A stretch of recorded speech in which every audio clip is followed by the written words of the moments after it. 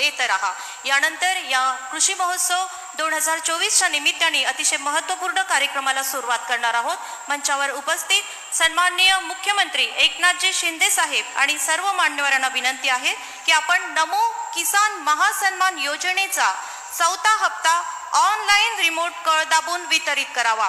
सहर्ष आमंत्रित करते माननीय मुख्यमंत्री श्री एकनाथजी शिंदे साहेब, माननीय कृषी मंत्री केंद्र सरकार शिवराज सिंह चौहान साहेब, माननीय उपमुख्यमंत्री देवेंद्र